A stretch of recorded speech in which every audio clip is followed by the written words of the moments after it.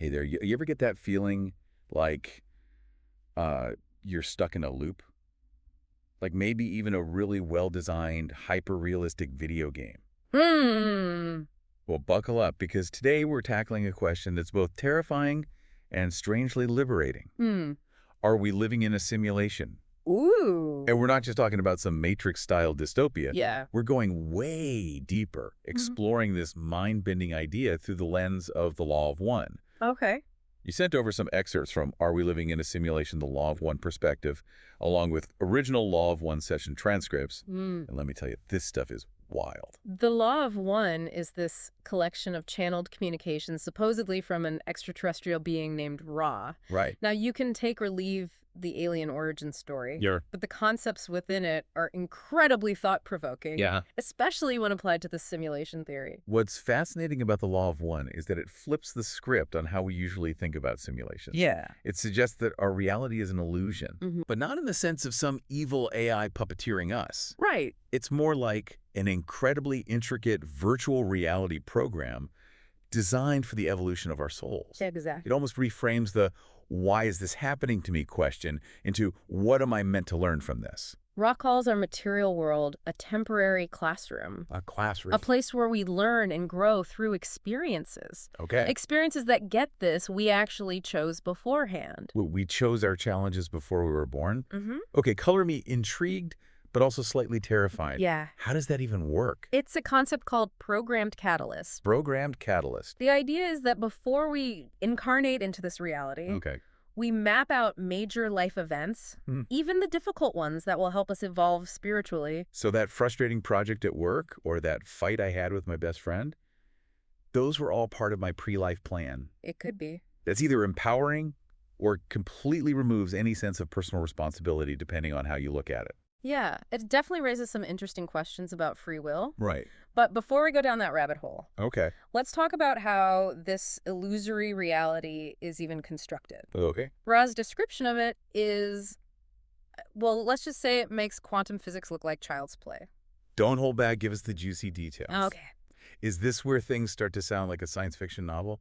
The Law of One describes the universe as this unified consciousness. Okay. This sea of energy patterns and vibratory levels that shape our reality. Okay. Think about it. For a simulated world to exist, it would need some underlying code, Right. some energetic blueprint. Yeah. And that's exactly how the Law of One describes the fabric of existence. So it's not about solid matter. Yeah. But energy that's interpreted by our senses as the physical world. That's the idea. Our brains are essentially acting like VR headsets, filtering this unified consciousness into the sensory experience we call reality. So it's almost like we're tuning into a specific frequency range Right. of this cosmic energy field. Yep. And that's what creates our perception of the world. Exactly. Okay, this is where I have to ask. If everything is energy, what about free will? Mm-hmm. If we're just interpreting code, does that mean our choices are predetermined? That's the million-dollar question, right? Yeah. It's a paradox and one that we'll definitely unpack more as we go deeper into this Law of One perspective. Okay. But it's important to note that Ra emphasizes the importance of free will Okay. within this potentially programmed reality. So we're not just mindless bots running on cosmic code. Right. We have agency within this system. Exactly. The Law of One suggests that while there might be a framework in place, think of it like the rules of the game, Yeah. we still have the power to choose how we play. Hold on. If we're talking about a cosmic game with rules, Right. Who made those rules? Hmm. And what happens when we win? Yeah. Is there some ultimate prize for becoming enlightened? Those are great questions. Yeah. And ones that the Law of One actually addresses in fascinating ways. But before we get ahead of ourselves, Okay. let's delve a little deeper into this idea of a pre-programmed reality. Right. Ra's description of how time works within the system is truly mind-bending. Okay. I'm ready for my brain to melt. Bring on the mind-bending time theories. Well, get ready to rethink everything you thought you knew about past, present, and future. Okay. The Law of One talks about space-time and time-space, Okay. suggesting that our linear perception of time is just one slice of a much bigger picture. So it's like time isn't a straight line, Right. but something more multidimensional. Exactly. Right. And that's where the simulation analogy becomes really potent. Yeah. Think about a video game. The entire world, its past, present, and future are all coded into the software. Right. But as players, we only experience one moment at a time. So maybe our linear experience of time is a limitation of the simulation, That could be. not a fundamental truth of the universe. That's the idea. And if we could somehow shift our perception, tap into those other dimensions of time, who knows what we'd be able to experience. Right. Okay, this is all starting to sound a bit like a sci-fi movie. Yeah. But let's bring it back to reality for a second. Okay. How does any of this apply to my everyday life? Right. Should I suddenly be trying to hack the system or see code raining down from the sky? The law of one isn't about developing superpowers or escaping the simulation. Okay. It's about recognizing the potential for growth and learning Okay. within this potentially simulated reality. So instead of trying to break free, it's about mastering the game, like leveling up our consciousness. Precisely. Yeah. The goal isn't to escape, Right. but to understand, to Right. learn, and to evolve within this reality. Right. And the first step in mastering the game is understanding the rules. Okay, I'm definitely starting to see this whole simulation thing in a new light. Yeah. But I still have so many questions, like Yeah. what does it even mean to level up our consciousness? Right. And if we're all just characters in a cosmic game, what's the point of playing it all? Those are excellent questions, and ones that we'll dive into more deeply as we continue our exploration of the law of one. Okay. But before we do that, Okay. let's take a closer look at the concept of experiential learning, Right. which is central to Rawls' teachings. So we're essentially playing this cosmic video game, and it's designed for our soul's evolution. Yes. And like any good game, it's full of challenges and opportunities to level up. Right. But what exactly does that leveling up process look like? Well, that's where this concept of experiential learning comes in. Oh. The law of one emphasizes learning by directly engaging with this illusory world Okay. and all the other souls that are in it. So you're saying it's not enough to just read about compassion or Right. watch a documentary about forgiveness? Exactly. We have to actually practice those qualities in our interactions Yes. with other people. It's like trying to learn to cook by just reading recipes. Okay. You might have all the theoretical knowledge, Yeah. but until you get in the kitchen Mm-hmm. and you chop those veggies and maybe even burn a few dishes, Right. you won't truly understand the process. It's through those messy, imperfect experiences Exactly. that we truly learn and grow. Yes. Think about those moments that really push your buttons. Yeah. Like a conflict with a loved one or a frustrating situation at work or even just getting stuck in traffic. The law of one suggests that those experiences are like mini quests in this cosmic game. Right. Each one is designed to teach us something valuable. Totally. So instead of seeing those moments as annoyances or setbacks, I should be asking what's the lesson here? Yeah. What is this experience trying to teach me? Exactly. It's about shifting our perspective from why is this happening to me Right. to what am I meant to learn from this? That's a really powerful shift in thinking. It is. But if the goal is to evolve and learn through experience, what happens when we've mastered all the lessons? Right. Do we graduate from this cosmic classroom? That's where the concept of awakening from the dream comes in. Awakening from the dream. The law of one suggests that as we progress on our spiritual journey, we start to see through the illusion. Okay. We begin to recognize that this reality, while feeling very real, Yeah. is ultimately a construct designed for our soul's evolution. So it's like those moments in a video game where you suddenly realize you're not just playing a character, Right. but you're part of a larger story, Yes. a carefully crafted experience with a deeper purpose. Exactly. And that realization, changes everything. It does. It allows us to make choices from a place of greater awareness and understanding rather than just reacting to the circumstances around us. Right. So this awakening isn't about escaping the simulation No. or suddenly gaining superpowers, No, really. but about shifting our perspective, about understanding the rules of the game and playing it with more intention.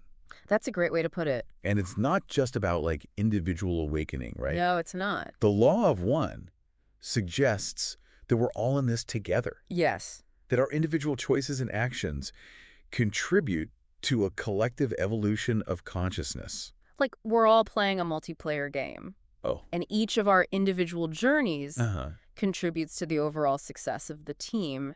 But even if we buy into this whole simulation idea, it doesn't make dealing with like the day-to-day any easier, right? Yeah, it did. Like life is still full of, you know, bills deadlines and that ever-present pile of laundry. That's true. Yeah. The Law of One doesn't offer a magic wand to just erase all life's challenges. Okay. But it does provide a framework Yeah. for navigating those challenges Okay. with more awareness, more compassion, Okay. and ultimately more grace. So instead of getting stressed out when things don't go my way, Yeah. I should be thinking, okay, what's the cosmic lesson here? What is this experience trying to teach me about patience or acceptance, or maybe just the importance of like taking a deep breath? Exactly. It's about finding the opportunity for growth Okay. within each experience, even seemingly mundane or frustrating ones. And that shift in perspective can be incredibly powerful. It can. It allows us to approach life not as a series of random events, Right. but as like a carefully crafted curriculum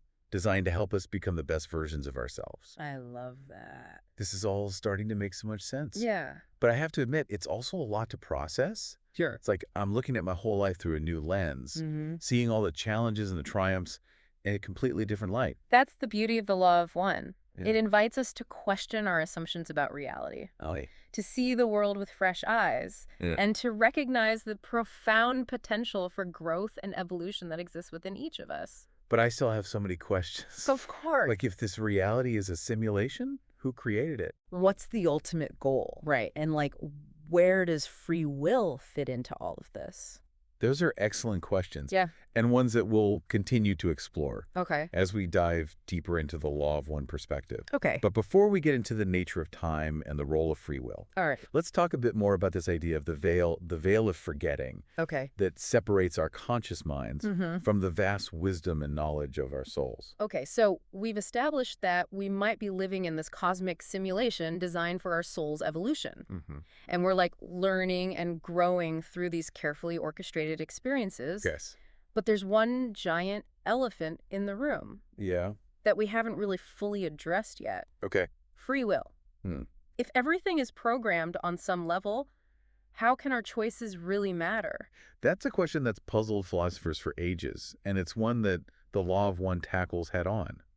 What's fascinating is that Ra suggests free will is not only real, But it's absolutely crucial to our spiritual development. but how can we have true free will if our experiences are, as you put it earlier, like pre-chosen challenges in a cosmic video game?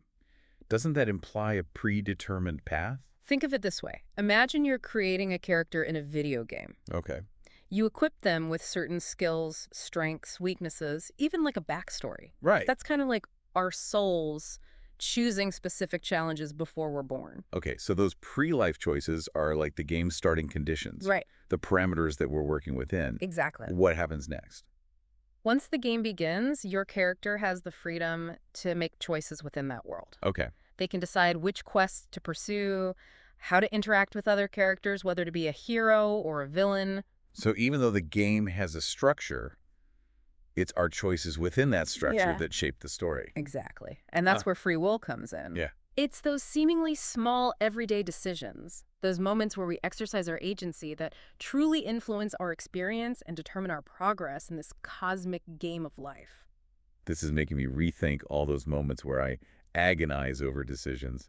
Like maybe even just choosing between a salad and a burger has cosmic implications. It might. But seriously, what's the end game here? If we're playing to win, what does that even look like? The Law of One offers a pretty radical perspective on that. It suggests the goal isn't to escape the simulation or reach some final destination, Okay.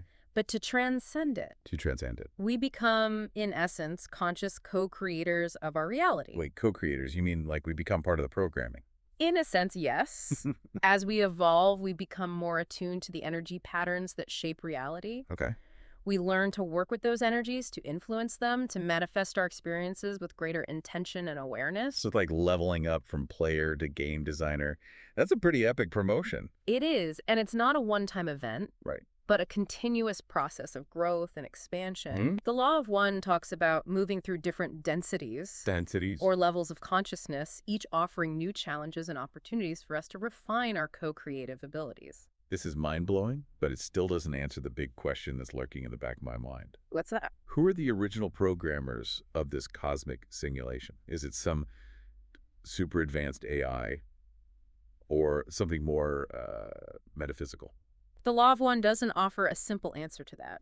It points toward the concept of the logos, which can be understood as a universal creative principle, Okay. the source of all energy and consciousness. So not a guy with a white beard on a cloud, but more like the fundamental force behind the Big Bang. That's one way to think about it. The logos is beyond our comprehension, but we're all essentially part of it, fragments of that divine consciousness experiencing ourselves through this illusion of separation. Wow, that's a lot to take in. Yeah. So we're all connected to this ultimate source, playing out our roles in this grand cosmic drama. In a way, But if we're all part of something so inherently good, then why is there so much suffering in the world? that's a question that has plagued humanity for millennia. The Law of One suggests that suffering arises from the experience of duality, Duality. of feeling separate from the source from each other and even from ourselves. So pain and hardship are like built-in features of this simulated reality. It's all part of the learning process. It's more nuanced than that. It's not that suffering is inherently good or necessary, but it's often through those difficult experiences that we grow the most. It's like a sculptor chiseling away at a block of marble. The process might be rough, but the end result is a work of art. That's a beautiful analogy, but it's still hard to wrap my head around the idea that we might be choosing these painful experiences on some level. Remember, the Law of One suggests that our souls exist beyond our limited perception of time. From that perspective, challenges and hardships might be seen as temporary, even necessary steps on a much larger journey towards unity and understanding.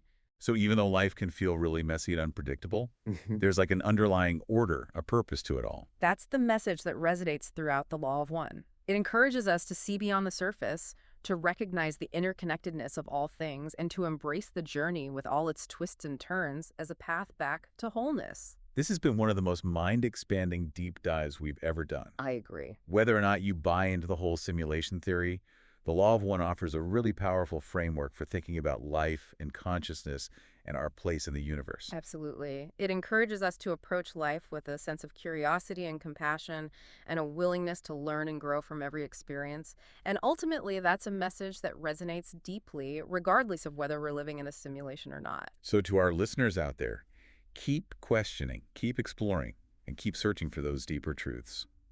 And remember, even if reality is just a really well-designed video game, it's a game that we can play with awareness, intention, and maybe even a little bit of cosmic flair. Until next time, keep diving deep.